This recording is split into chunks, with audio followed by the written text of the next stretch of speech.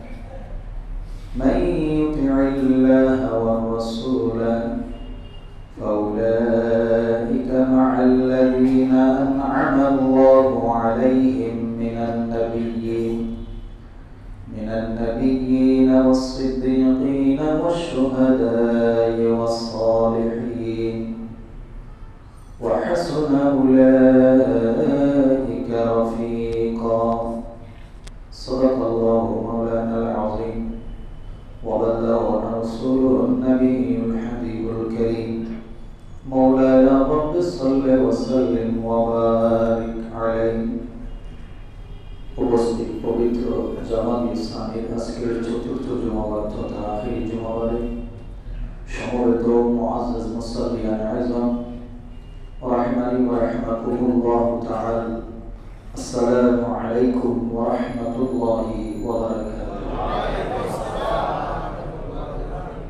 আল্লাহ পাক রব্বুল আলামিনের পবিত্র দরবারে অসংখ্য অগণিত শুকরিয়া জ্ঞাপন করছি।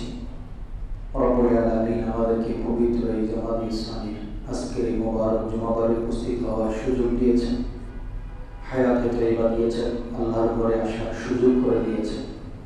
সেজন্য শুকরিয়া আদায় করি, বলি আলহামদুলিল্লাহ। নবী করিম রউফুর রহিম হুজুর পুরপুর সাল্লাল্লাহু আলাইহি ওয়াসাল্লাম নুরানি রওজায়ে আজহারে সোনার মদিনায় লক্ষ কোটি দরুদ আর সালামের হাদিয়া আরজ করি। সালাম নিয়ে আরজ করছি সৈয়দনা সিদ্দিক আকবর ফারুক আযম রাদিয়াল্লাহু তাআলা আনহুমা সহ সকল সাহাবায়ে কেরাম নফুসে কুদসিয়ার প্রতি। মুহতারাম হাজিরিন, পঞ্চম পারার সূরা নিসার 68 এবং 69 নম্বর আয়াতের তেলাওয়াত করেছি। আল্লাহ পাক রব্বুল আলামিন এই আয়াত দ্বয় সিদ্দিক আকবর তথা সাহাবায়ে কেরামের কি মর্যাদা, কার পরে কার স্তর আল্লাহ নিজেই কুদরতের জবানে বর্ণনা দিয়েছেন। আল্লাহ পাক রব্বুল আলামিন ইরশাদ করেছেন, ওয়ালা হাদাইনাহুম সিরাতাল মুস্তাকিম, আমি তাদেরকে সিরাতে মুস্তাকিম দান করেছি। সুবহানাল্লাহ। আমরা প্রতিদিন নামাজে আল্লাহর দরবারে কি বলি? ইহদিনাস সিরাতাল মুস্তাকিম।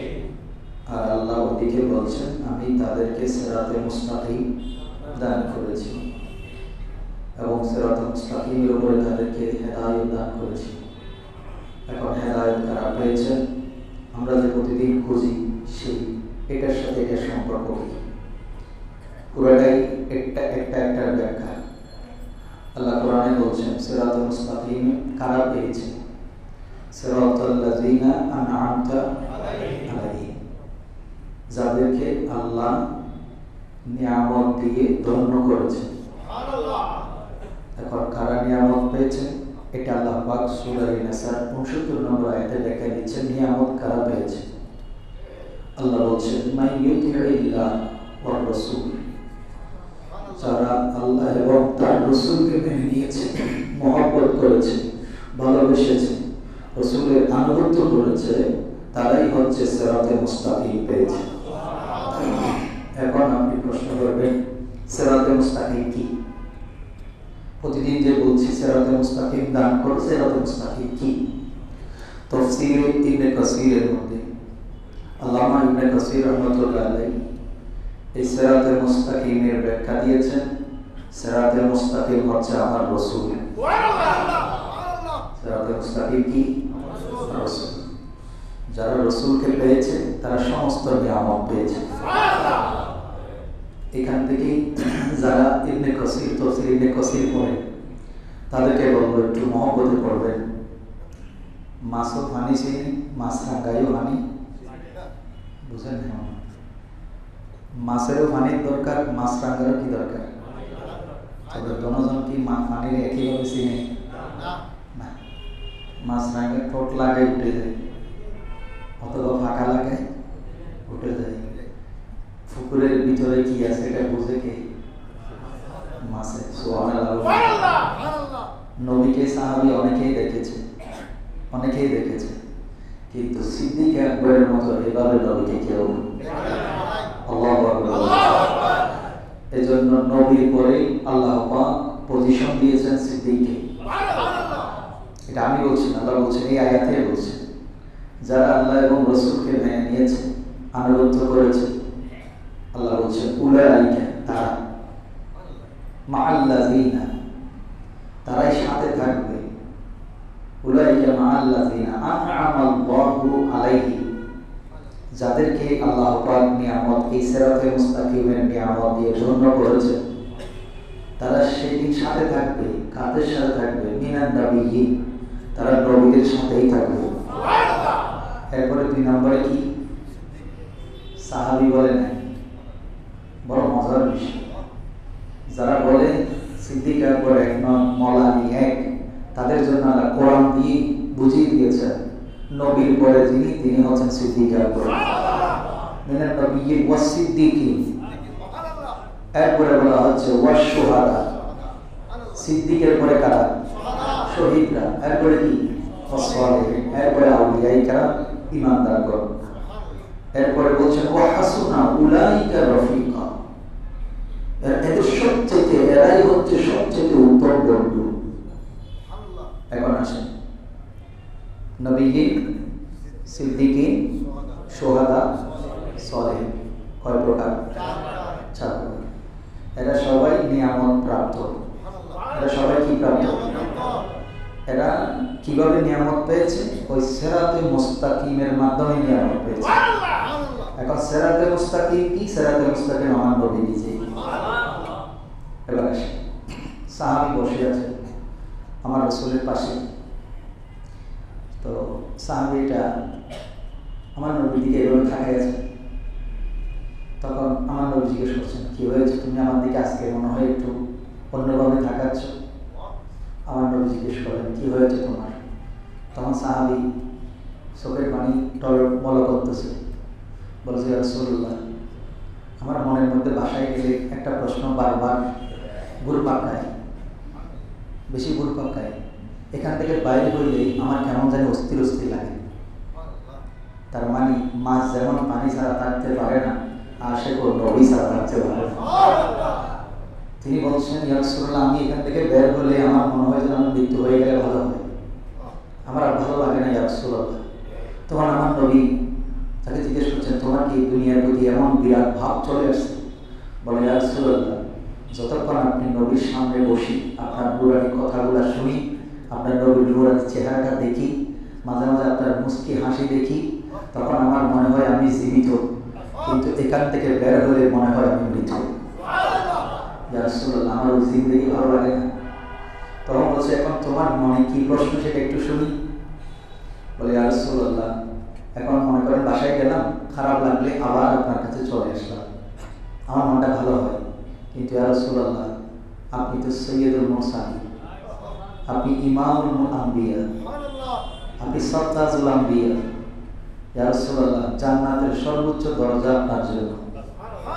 আজকে তো আমার খারাপ লাগলে আমি দৌড়ে চলে আসতে পারি আপনার কাছে, কিন্তু ইয়া রাসূলুল্লাহ, সেদিন তো এমন হবে আপনি থাকবেন আলা দরজায়, হয়তো আমি তার চাইতে অনেক নিম্ন দরজায়, আপনি যদি বলেন থাকতে পারবো, কিন্তু ইয়া রাসূলুল্লাহ, ওই জান্নাতে তো আমি থাকতে চাই না, যে জান্নাতে আমি আপনি নবীকে দেখতে পাবো না।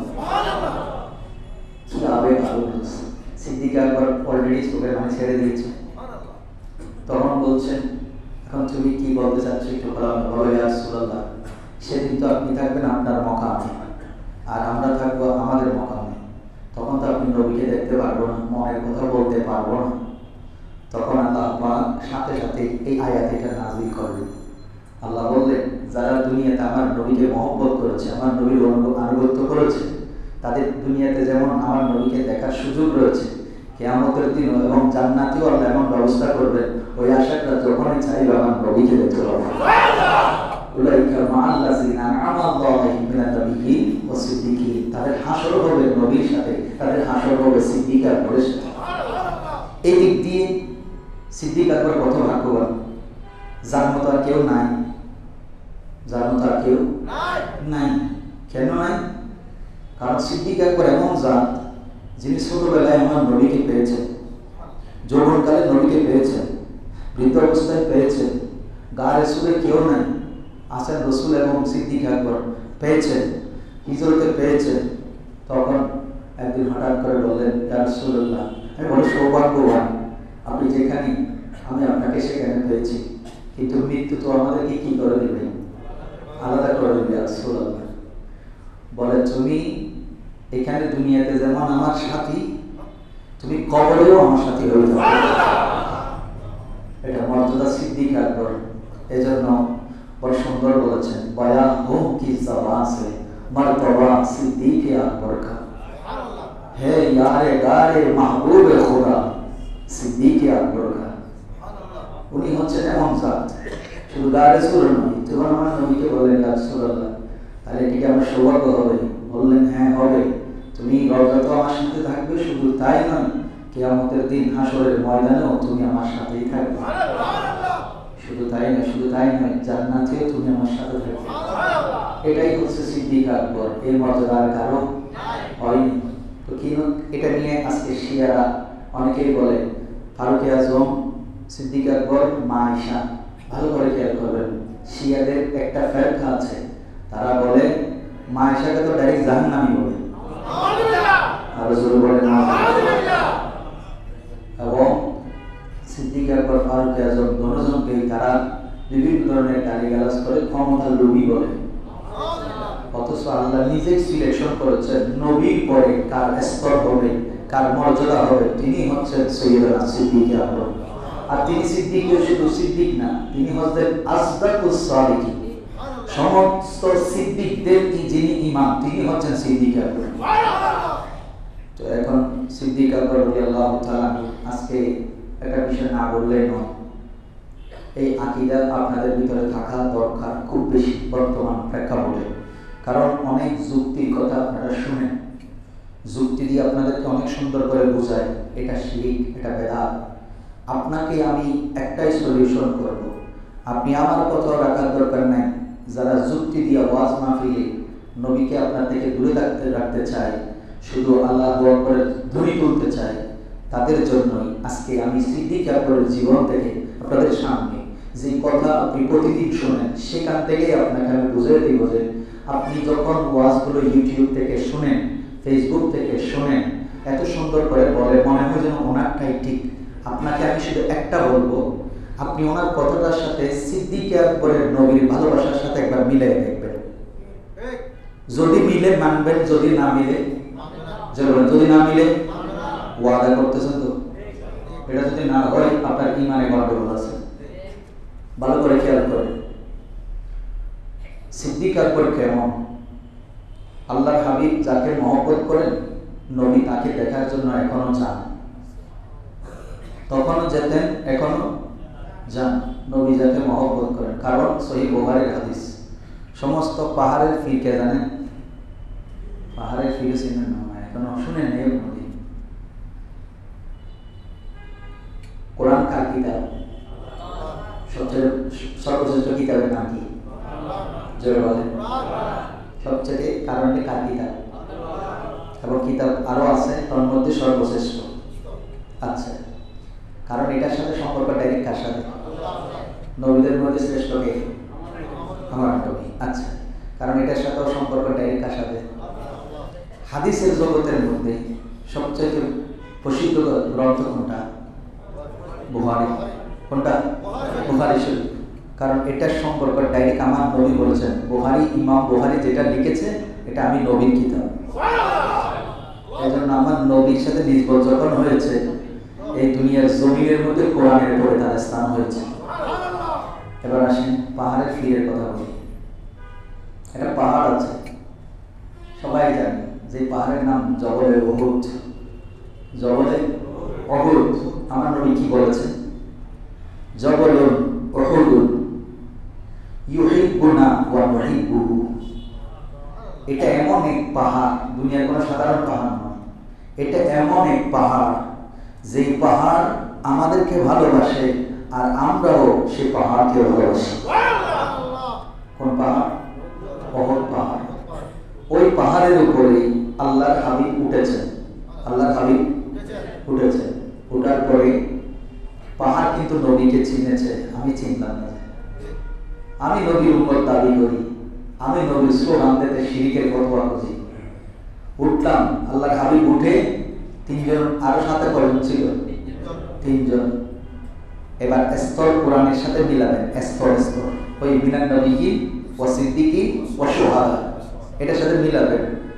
এখানে ওঠার পরে পাহাড় আনন্দে কি করতে শুরু করলো? নাড়াচড়া করতে নাচতে শুরু করলো। আমার নবী বলছেন, উসবুত ইয়া জাবালা উহুদ, ও জবলে উহুদ, থেমে যাও। তুমি কি জানো তোমার উপরে কে উঠেছে? তখন আমার নবী বলছেন, তোমার উপরে উঠেছে নবীয়ুন, তোমার উপরে উঠেছে একজন নবী, ওয়া সিদ্দিকুন, এবং উঠেছে কি? সিদ্দিক। উঠেছে সোহাদান, দুইজন শহীদ উঠেছে। শহীদানি, তোমার উপরে দুইজন শহীদ উঠেছে। এবার বলেন, শহীদ কি মরার পরে না মরার আগে? মরলে না শহীদ হয়? মরলে কি হয়? শহীদ হয়। এখন আল্লাহ নবী কি বলছেন? তোমার উপরে দুইজন কি উঠছে? আচ্ছা, এবার বলেন, হায়াত মতের মালিক কে? কে কখন কিভাবে মরবে, কোন জায়গায় মরবে জানে কে? বলবেন। এটা সূরা লোকমানের শেষের আয়াত।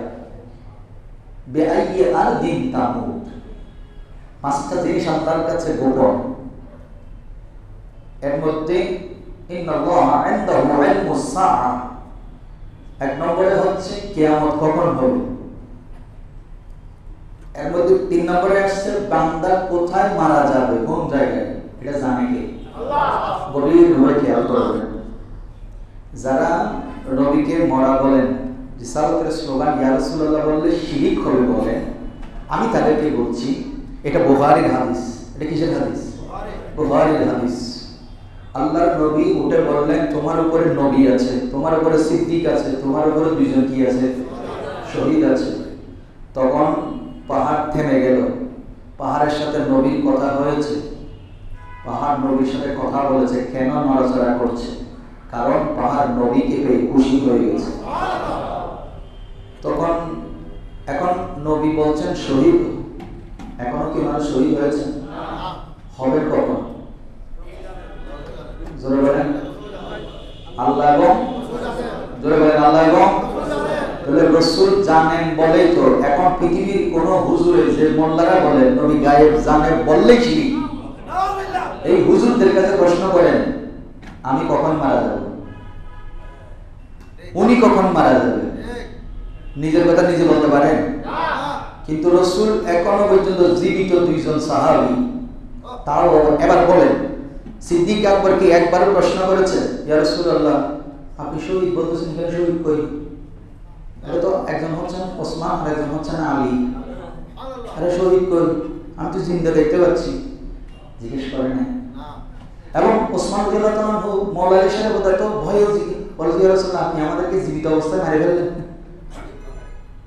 জিজ্ঞেস করেছে? জরুরি জিজ্ঞেস করেছে? এখন আপনি আপনার ওই হুজুরের আন্তর্জাতিক বক্তা ওয়াজের সাথে সাহাবীর আকীদার সাথে মিলাই দেখেন, তাদের নবীর ব্যাপারে কেমন আকীদা ছিল আর এই বক্তার আকীদা কেমন। শুধু শিরিক পেছে। কি পেছে?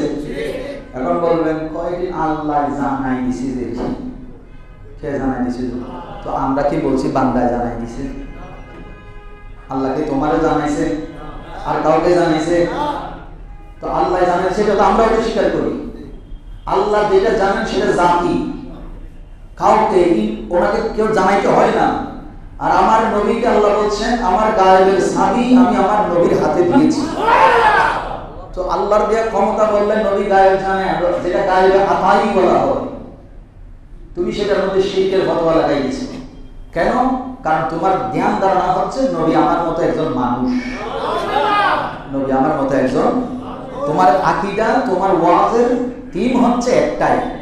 এজন্য অনেক হুজুরে বলে ফেলেন ওই নবী শুধু নামাজের জন্য ওযু করতেন আর ওযু করতেন না। এই রিসেন্টলি এক হুজুরে বলে দিয়েছে নবী বলে শুধু কিসের জন্য ওযু করতেন আর কোন সময় ওযু? আচ্ছা ওযু করে কারা? যার ওযু যার ওযু ভাঙে, যার ওযু থাকে না সেই তো ওযু করবে।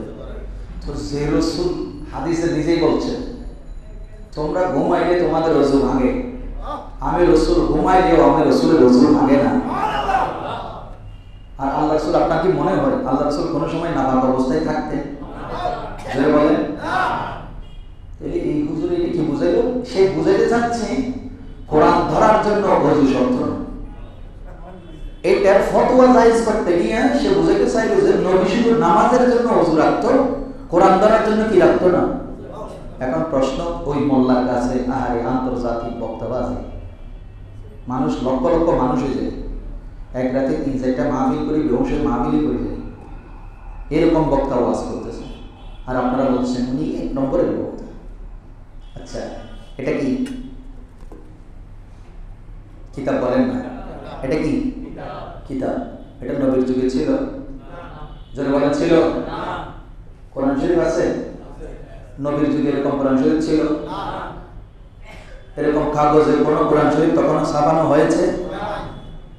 তো যেই কোরআন শরীফ ছাপানোই হয় নাই, নবী ধরবে কোত্থেকে? বুঝেন না? যেটা হয়ই নাই এটা নবী ধরার প্রশ্নই আসে না। আর নবীর সিনে এটাই তো কোরআন। কোরআন তো আল্লাহ রেখেছেন নবীর সিনের মধ্যে, ওখান থেকে যা বের হয়েছে তিনি যা বলেছেন কোরআন, ওইটাই তো কোরআন হয়েছে। এই মোল্লা ওযু ছাড়া কোরআন ধরা যায়, এই ফতোয়া জায়েজ করার জন্য, অথচ আল্লাহ কোরআন বলছেন লা ইয়ামাসসুহু ইল্লাল মুতাহহারুন, এই কোরআনকে তোমরা পবিত্র অবস্থায় ছাড়া ধরিও না। তো এখন মোল্লা জায়েজ করতে যাচ্ছে কোরআন ধরার জন্য ওযু করা শর্ত নয়। আল্লাহ এদের এই সমস্ত বিভ্রান্তিমূলক কথা থেকে আমাদেরকে হেফাজত করুন। এবার আসেন, শহীদ হবেন সিদ্দিক আকবর জিজ্ঞেস করে নাই, ওসমান জুন্নুরানি জিজ্ঞেস করে নাই, মৌলানা শেরে হুদাও জিজ্ঞেস করে নাই, বরঞ্চ তেনারা খুশি হয়ে গেলেন। তার মানে ওনারা দুজন বুঝে নিলেন যে আমরা আল্লাহ রাসূলের কথা অনুযায়ী আমাদের মৃত্যু এমনি হবে না, আমাদের ইন্তেকাল হবে শাহাদাতের মাধ্যমে। কিসের মাধ্যমে? শাহাদাতের মাধ্যমে। তো এখন রাসূল যখন সুসংবাদ দিয়েছে, একজনও সেখানে প্রশ্ন করেছে? কিন্তু আমাদের দেশে কি বলতেন? শিরক শিরক শিরক। হুজুর এটা শিরকি কথা বলছে, এটা বেদাতি হুজুর। এটা কি হুজুর? বেদাতি হুজুর। আর একজন বলতেছে কয় আল্লাহর আকার নাই। যারা আমাদেরকে বেদাতি বলে এদের আকীদা কত খারাপ দেখেন। বলে যে আল্লাহর আকার আছে, শুধু আকার আছে যে না, কোন ব্যক্তি যদি আল্লাহর আকার আছে সেটা না মানে সে কাফের। দেখছেন, আল্লাহর বলে আকার আছে, এটা যদি না মানি আমরা সবাই কি?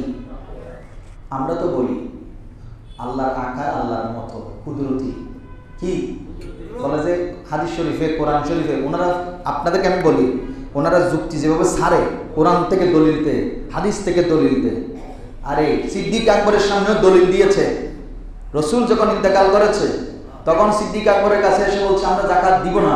বলে কেন দিবেন না? বলে কোরআনে আছে। কোরআনে কেমনে আছে?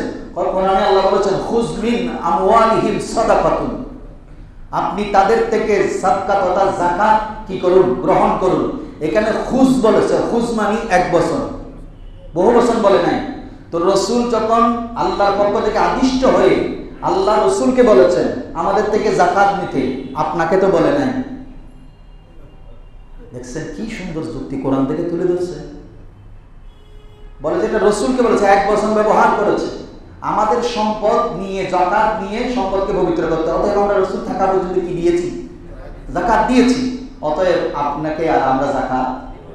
তখন সিদ্দিক আকবর বলছে ও মা, এই অবস্থা যদি হয় এটা তো পুরো কোরআনের নিজের মতো ইহুদিদের মতো বানিয়ে ফেলবে। তখন তিনি যুক্তি দিলেন, আচ্ছা রসুল বলেছেন, রসুল কি একবারও তোমাদেরকে এই কথা কোনো জায়গায় বলে দিয়েছেন আমি মারা যাওয়ার পরে বা আমি ইন্তেকালের পরে যাকাত ব্যবস্থা বন্ধ হয়ে যাবে? কোরআনের মধ্যে দলিল আরেকটা আছে না, উনি দলিল দিচ্ছেন আকিমুস সালাত ওয়া আতুজ যাকাত। কোরআনের মধ্যে দলিল আরেকটা আছে না, ইন্নামাস সাদাকাতু লিল ফুকারা ওয়াল মাসাকিন, আয়াতে আছে না? এই আয়াতগুলো আছে না? এটা একবার, আর ওগুলো আছে 27 বার। ডাইরেক্ট যাকাতের কথা আছে সূরা তাওবা, আয়াতগুলো কি তোমরা মানবা না? তখন কি ওনার দলিলের সামনে নাই।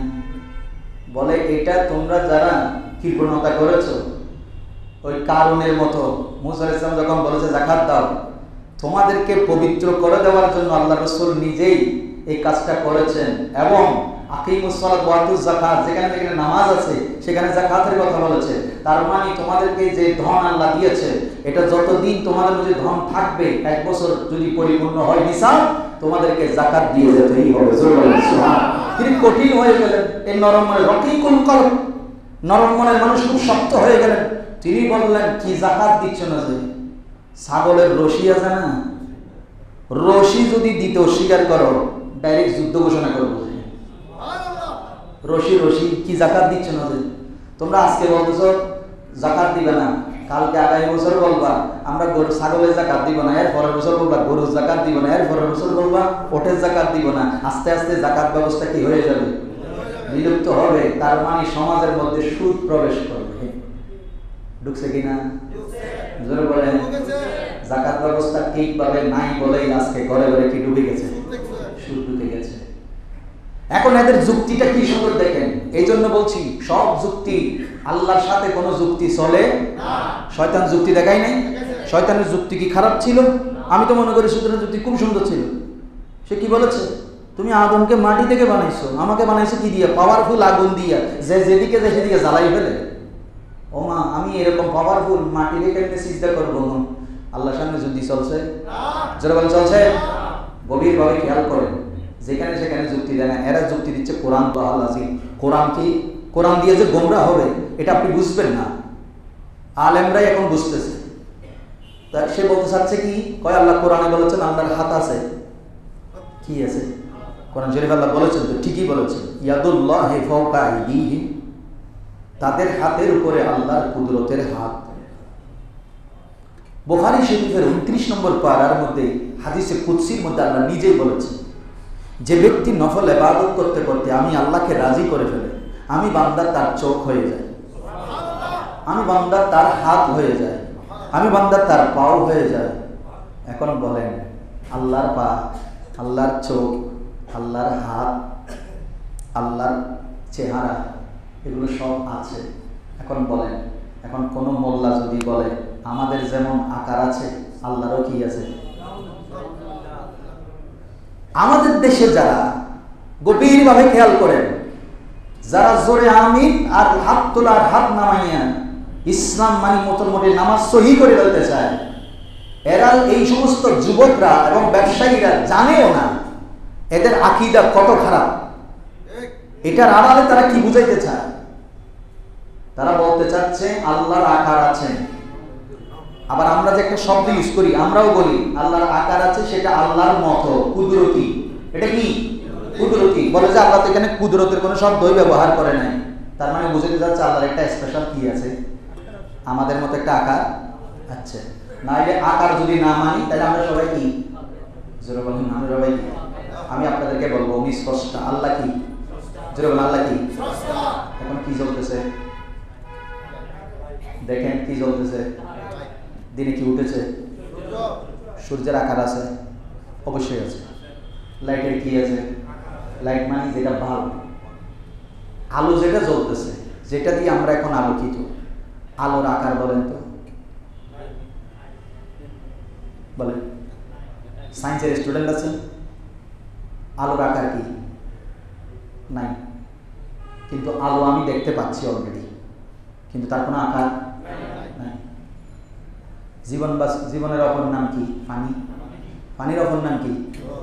বিশুদ্ধ পানি। আবার নালার পানি না, জুসের পানি অনেক সময় মানুষের মৃত্যুর কারণ, কারণ কেমিক্যাল। বিশুদ্ধ পানির নাম কি? জীবন। আচ্ছা, পানি খাচ্ছেন তো? কথা বলেন, পানি খাচ্ছেন তো? খাচ্ছেন, প্রতি সেকেন্ডে সেকেন্ডে খাচ্ছেন। কীভাবে খাচ্ছেন সেটা পরে আসতেছে। এবার বলেন, যারা জ্ঞানী গুণী, আমার সাথে জ্ঞানী বেশি, এরা যারা বলে আমরা আল্লাহর আকার না মানলে কাফের, পানি আমার সামনে, প্রতিটা মুহূর্তে আমার দরকার, পানির আকার কি? দেখছেন? ওই হুজুর থেকে জিজ্ঞেস করবেন, পানির আকার নাই। নদীর আকার আছে, পুকুরের আকার আছে, গ্লাসের আকার আছে, কাপের আকার আছে, আটলান্টিক মহাসাগরের একটা আকার আছে, প্রশান্ত মহাসাগরের আয়তন আছে, আকার আছে। কিন্তু সেখানে যেই কোটি কোটি গ্ল্যান্ড পানি আল্লাহ পাক সৃষ্টি করে রেখেছেন, তার কোনো আকার নাই। সব বাদ দিলাম, প্রশান্ত মহাসাগরে যাওয়ার দরকার নাই। ফ্যান চলতেছে কিনা? জোরে বলেন না। বাতাস খাচ্ছেন? আমার না হয় চলতেছে না। যারা বাতাস খাচ্ছেন তারা বলেন তো ওই বাতাসের আকার কি? তো খাচ্ছেন। এবার বলেন, বাতাস আছে বিশ্বাস করেন? কথা বলেন, কিন্তু আকার নাই। সূর্য আছে, আলো আছে, আলো বিশ্বাস করেন? বিশ্বাস করেন? আকার আছে? নাই। পানি আছে, অক্সিজেন যেটা সবচেয়ে সেকেন্ডে সেকেন্ডে নিচ্ছেন, অক্সিজেন। অক্সিজেন কি? চোখে দেখছেন? যারা বলেন দেখছেন? কিন্তু আপনি প্রতিটা সেকেন্ডে সেকেন্ডে কি টানতেছেন? অক্সিজেন টানতেছেন, ফেলে দিচ্ছেন কার্বন ডাই অক্সাইড। দেখেছেন? যারা বলেন দেখেছেন? কিন্তু প্রতিটা সেকেন্ডে সেকেন্ডে নিচ্ছেন। বিশ্বাস করেন না? যারা বলেন এটা তো যদি বিশ্বাস না করেন বিজ্ঞানী হোক দিতে হন না বাড়া, কোরআন বাদ দেন, বিজ্ঞানীরাও বলবে তারা কি বাড়া, হ্যাঁ ভাবনা বাড়া আছে আমার ভাবনাই যদি ঠিক না হয় কামারের দোকানে বাড়া, কোথায় বাড়া? কারণ এটার মাথায় আর কিছু ঢুকবে না, ওইটা দিয়ে একটা দিলেই শেষ। এখন আপনি সৃষ্টির মধ্যে যে স্রষ্টা সৃষ্টি করেছেন, পানি সৃষ্টি করেছেন মানুষের জন্য, সৃষ্টির জন্য, আলো দিয়েছেন সৃষ্টির উপকারের জন্য, অক্সিজেন দিয়েছেন সৃষ্টির উপকারের জন্য, একটা জিনিসও দেখতে পাই না কিন্তু বিশ্বাস সবার আছে। তাইলে স্রষ্টার সৃষ্টিকে যেগুলো দেখা যায় না, আকার নাই কিন্তু ভোগ করতেছি, সেটা যেমন বিশ্বাস করা ফরজ, তার চাইতে কোটি গুণে বেশি ফরজ আল্লাহ যেমন আছেন তেমন আল্লাহর কোনো আকার নাই। আর যদি বলে আল্লাহর আকার আছে সেটা মানতে হবে, হাত মানতে হবে, চোখ মানতে হবে, ও ভাই সব ঠিক আছে, এটা দ্বারা আল্লাহ কি বুঝেছে সেটা তো আগে জানতে হবে। এরা হচ্ছে ফেসবুক মৌলবী আর বাংলা মৌলবী, কোরআন শরীফে অর্থ তুলেছে, হ্যাঁ কোরআন শরীফে আল্লাহ তো অর্থের মধ্যে কি লিখা আছে, তাদের হাতের উপরে কার হাত। তো এখন মনে করছে যে আমার হাত, তারপরে হাত, তারপরে আমাদের মতোয়াল্লির হাত, আব্বাস হুজুরের হাত, এরপরে আমার বাক্কর মর্জি হাত, কামাল মর্জি হাত, আল্লাহর নাউজুবিল্লাহ বলে। এগুলো হচ্ছে জাতীয় সিটিং, জাতীয় ইমানদারের মধ্যে জাতীয় সিটিং ইমানগুলো। কিন্তু আমাদের সাধারণ কলেজ ইউনিভার্সিটির স্টুডেন্টরা এই বিষয় সম্পর্কে জ্ঞান রাখেন, তারা যুক্তি দিয়ে কোরআন থেকে বলতেছে, হাদিস থেকে বলতেছে, কি থেকে? ও মা সহি হাদিস, সহি কোরআন। আর আমরা বলে ওটা হবে বেদাতি, আমরা বলে কি এটা বললে ভুল বলতেছে, এটা তো বুঝে অ্যানালাইসিস করার ক্ষমতা নাই। আমি যখন সঠিকটা বুঝাইয়া দিলাম আমি হয়ে গেলাম কি? এটাই হচ্ছে সবচেয়ে বড় দুঃখ। এবার সর্বশেষ কথা বলি, সিদ্দিক আকবরের মাঝ যেহেতু শেষ, সিদ্দিক আকবর আমার নবীকে সেভাবে বিশ্বাস করেছেন, কোনোদিন মনে করে নাই নিজের মতো, বলে নাই নিজের মতো। আমার নবী যখন বললেন একজন বান্দাকে আল্লাহ দুটো অপশন দিয়েছে, কয়টা? দুটো অপশন দিয়েছে। আবু সাঈদ খুদরি রাদিয়াল্লাহু তাআলা হাদিসের আর বুখারীতে আছে, বলছে একজন বান্দাকে আল্লাহ দুটো অপশন দিয়েছে। কি অপশন? বলে যে আল্লাহ অপশন দিয়েছে উনি দুনিয়াতে যদি থাকতে চান কিয়ামত পর্যন্ত থেকে যাবেন, আর যদি উনি চান যে আল্লাহর কাছে চলে আসবেন সেই ক্ষমতাও ওনাকে আল্লাহ। তো ওই বান্দা দোনোটার মধ্যে দ্বিতীয়টা গ্রহণ করেছে। কোনটা? দ্বিতীয়টা। দ্বিতীয় কোনটা? আল্লাহর কাছে চলে যাওয়া। এই কথা যখন বলেছে সাহাবীরা বুঝতে পারতেছেন কেমন বান্দা, এত আল্লাহর কাছে এত প্রিয় বান্দা। এদিকে সিদ্দিক আকবর হাদিস এটা শুনি কান্না শুরু করেছে। কি শুরু করেছে? কান্না শুরু করেছে। আবু সাঈদ খুদরি রাদিয়াল্লাহু তাআলা ওনার দিকে তাকাইয়া ফারুক আজমকে বলতেছে, দেখছেন ওদের বুড়াইটার কি হয়েছে? নবীর সামনে বলতেছে বুড়াইটার কি হয়েছে? নবী বলেছেন একজন বান্দাকে আল্লাহ এরকম একটা ক্ষমতা দিয়েছেন, এটা আল্লাহর প্রিয় বান্দা দিতেই পারে। উনি আল্লাহটা গ্রহণ করেছেন, আল্লাহকে বেশি পছন্দ করেন, সেজন্য এখানে কাঁদার কি আছে? এখানে কাঁদার কি আছে? আমার নবী বলছেন আবু সাঈদ তুমি বলছো এখানে কাঁদার কি আছে? আমি নবীকে সিদ্দিক আকবর যেভাবে চিনেছে তোমরা সেভাবেই চিনো নাই। সিদ্দিক আকবর যেটা বুঝেছে সেটা যদি তুমি বুঝতে তাহলে তুমিও কান্না করতে। এখন নড়াচড়ে বসছে। ফারুক আজম বলে রাসূলুল্লাহ এখানে কি এমন হলো? এটা একটা সুন্দর কথা বলেছেন আপনি। বলে যে আমার নবী বলছেন সিদ্দিক তুমি বলো। তখন সিদ্দিক আকবর বলছেন ও ভাই ফারুক তুমি বুঝো নাই যে এখানে যে বান্দার কথা বলা হচ্ছে উনি আর কেউ না, উনি হচ্ছেন আমার নবী, উনি আমার নবী। তার মানে আল্লাহর নবী বুঝাতে চাচ্ছেন আমি তোমাদের মাঝে আর বেশি দিন থাকবো না। এই কথা শুনে সাহাবীরা সবাই কান্না শুরু করেছে। বলে যে এইভাবে তো আমরা বুঝি নাই। বলে যে আমার নবীকে নবী জবান থেকে বের করার সাথে সাথে যিনি বুঝে যেতেন আমার নবী কি বুঝাইতে চাচ্ছে এটা হচ্ছে সিদ্দিক আকবর। এই জন্যই আমার নবী মিম্বরের মধ্যে সিদ্দিক আকবরকে বসিয়েছে। তো সিদ্দিক আকবর রাদিয়াল্লাহু তাআলা। এবার আসেন সর্বশেষ যারা আমাদের মসজিদ আলহামদুলিল্লাহ কাজ চলছে দান করেন। এক আশেক বড় সুন্দর বলেছেন इश्क नबी में सब कुछ लुटा दिया सिद्दीक अकबर, लुटा लुटा के हसन गर बन गया सिद्दीक আকবর, যিনি সব কিছু কোরবান করে দিয়েছেন, দেওয়ার পরে কি থাকে না যায়? যারা বলেন দিয়ে ফেললে কি থাকে না যায়? যায়, শেষ, ফকির হয়ে গেছে।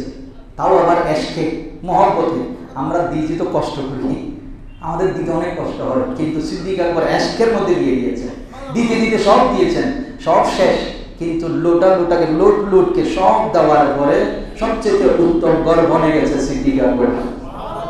সেমন গড় বনছে সিদ্দিক আকবর। আমার নবী তাবুক যুদ্ধে যাবেন, সাহাবীদেরকে ডাকলেন, আসো, আমার এই যুদ্ধের মধ্যে প্রচুর পরিমাণে রসদ দরকার, সৈন্য দরকার, ব্যয়বার প্রচন্ড গরম হবে, ব্যয়বারের দরকার। সাহাবাই কেরাম নিয়ে আসতে লাগলো। আস্তে আস্তে এখন ফারুক আজম চিন্তা করলো, আজকেই আমার সবচেয়ে বড় সুযোগ, সিদ্দিক আকবরকে কি করব, আজকে 2 নম্বরে নিয়ে যাব। উনি সবসময় 1 নম্বরে থাকে, আজকে ওনাকে কি করব, 2 নম্বরে নিব, কারণ ওনার তো এমন কেমন কিছু আর নাই, যা ছিল সব কি করে দিয়েছে। এই যে মসজিদে নববী যেখানে আমার রাসূল শুয়ে আছে, এই মসজিদে নববীর জায়গাও কিন্তু সিদ্দিক আকবরের টাকা দিয়ে কিনা। এই জন্য মসজিদে যারা দান করে না, যে কেউ দান করতে পারে না, এই যারা এরকম মহব্বত নিয়ে সিদ্দিক আকবরের মতো মসজিদে মাদ্রাসায় নবীর মহব্বতে দান করে, এদের সাথে কালকে আমাদের সিদ্দিক আকবরের সাথে হাসর হবে। আলহামদুলিল্লাহ আমাদের মসজিদেও কাজ যখন চলতেছে, অনেকেই মসজিদ দান বাক্সে দিচ্ছে, এবং আজকেও আমাদের এসানুল্লাহ মাসুদ ভাই মসজিদের জন্য 10,000 টাকা দান করেছে। এবং আমাদের একজন মুসল্লি, ইয়ং মুসল্লি, আমেরিকায় গেছে, উনি মসজিদের জন্য আগেও দিয়েছে আলহামদুলিল্লাহ, এখন আবার আজকেও 5,000 টাকা মসজিদের জন্য পাঠিয়েছে। এরপরে তিনি বলেছেন আলহামদুলিল্লাহ আমি আরো পাঠাবো। আল্লাহ ওনার মনের আশাগুলো পূরণ করুন, আল্লাহ তার প্রবাস জীবনকে কবুল করুন। এখন আসেন সিদ্দিক আকবর কেমন ভাবে নবীর জন্য দিয়েছে, এখন সবাই নিয়ে আসছে। তখন আমার নবী বলছেন, ও ফারুক তুমি ঘরে কি রেখে আসছো? বলে আসলে অর্ধেক রেখে আসছি, আর অর্ধেক নিয়ে আসছি।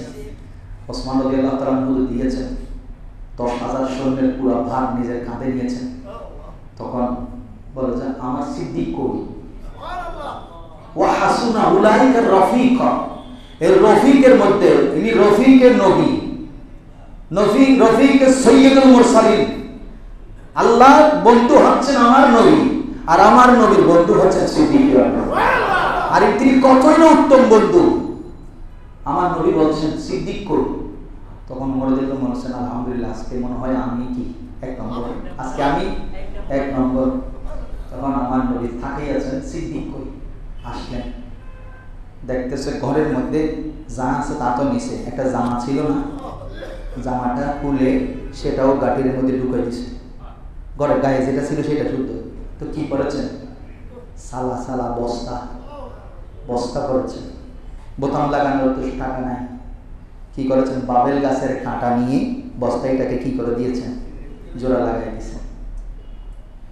এই জিনিসটা আল্লাহর কাছে এত পছন্দ হয়েছে, উনি এই বস্তা গায়ে দিয়ে বাবেল গাছের কাঁটা যুক্ত পোশাক পরে নবীর কাছে আসতেছে। তার আগেই জিবরিল আমিন আমার নবীর কাছে ওই বস্তার পোশাক পরে আমার নবীর সামনে উপস্থিত।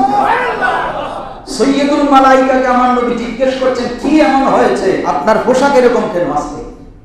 আপনি তো খুব সুন্দর উত্তম পোশাক পরে আমার কাছে আসেন, এই পোশাক নিয়ে কেন? বলি ইয়া রাসূলুল্লাহ, কারণ আল্লাহর পক্ষ থেকে এলান হয়েছে আমার নবীর রফিক সিদ্দিক আকবর আজকে ইসলামের জন্য যে ত্যাগ দিচ্ছে, আজকে সব নিজের জামা খুলে সর্বশেষ গাজুলের মধ্যে দিয়ে দিয়েছে নবীর জন্য।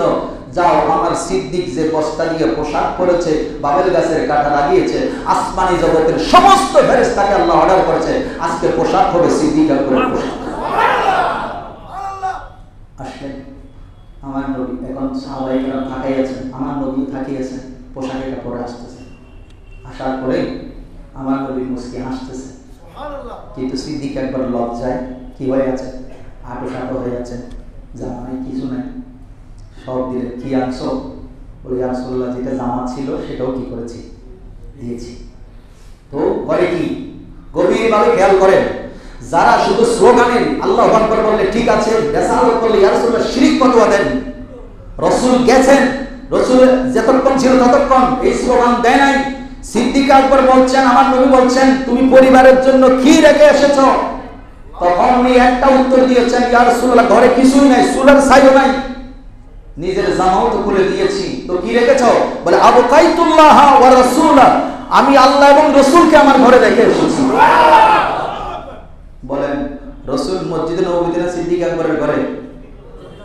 জোরে বলেন। তাহলে আকীদা কি? আকীদা কি? রাসূল মদিনায় থাকলেও আপনার ভিতরে, বাংলাদেশে যদি আপনার ভিতরে ইশকে রাসূল থাকে, সিদ্দিক আকবরের মতো ঈমান থাকে, শুধু তাই নয়, ইমাম তিরমিজি বলছেন আমার কিতাব, যেই নবীর প্রেমে হাদিসের কিতাব লিখেছি, এই কিতাব ঘরে থাকা মানে মনে করবা আমার রাসূল সেই ঘরের মধ্যেই আছে। শুধু তাই নয়, সিদ্দিক আকবরের আকীদা বলছে, আজকে যখন বলি রাসূল হাজির হইতে পারে, শিরকের ফতোয়া লাগাই, বেদাতের ফতোয়া লাগাই, সিদ্দিক আকবর বলছেন রাসূল আপনি এখানে, কিন্তু আমার আকীদা হলো আপনি আমার মতো আশিক যারা তাদের প্রত্যেকের ঘরে আপনি রাসূল আছেন। এটাই হচ্ছে সিদ্দিক আকবরের আকীদা। আর আমাদের বস্তাবাস আকীদা, আমরা বলি বেটা, আমরা বলি শিরক, শিরক, ইয়া রাসূলুল্লাহ বলে শিরক করে, এইজন্য বলে শুধু তাকবীর আল্লাহু আকবার হবে। নবীকে যারা জুদা করে, সিদ্দিক আকবর তো বলে নাই আমি আল্লাহকে রেখে এসেছি, বলেছেন? কি বলেছেন? এবার আপনি মিলান ওনার আকীদার সাথে আমার আকীদার সাথে, সিদ্দিক আকবরের আকীদার সাথে মিলে কিনা। যদি মিলে আপনি ঈমানদার, যদি আর বিপরীত হয়, যদি রাসূলকে রেখেছেন এটা শিরক হয়, তাহলে আপনার ঈমান খারিজ হয়ে গেছে। এখন আপনি দ্বীন প্রচার করবেন, বাংলাদেশে দ্বীন ইসলাম কায়েম করবেন, বিপ্লব, বিপ্লব কিসের বিপ্লব? সিয়ারের বিপ্লব। এজন্য বলছি ওই ঈমান যদি আপনার ভিতরে থাকে, তাহলে আপনার সাথে কাল কিয়ামতের ময়দানে সিদ্দিক আকবরের সাথে হাসর হবে। ওয়া মা তাওফীক ইল্লা বিল্লাহ। আসসালামু আলাইকুম ওয়া রাহমাতুল্লাহি ওয়া বারাকাতুহু।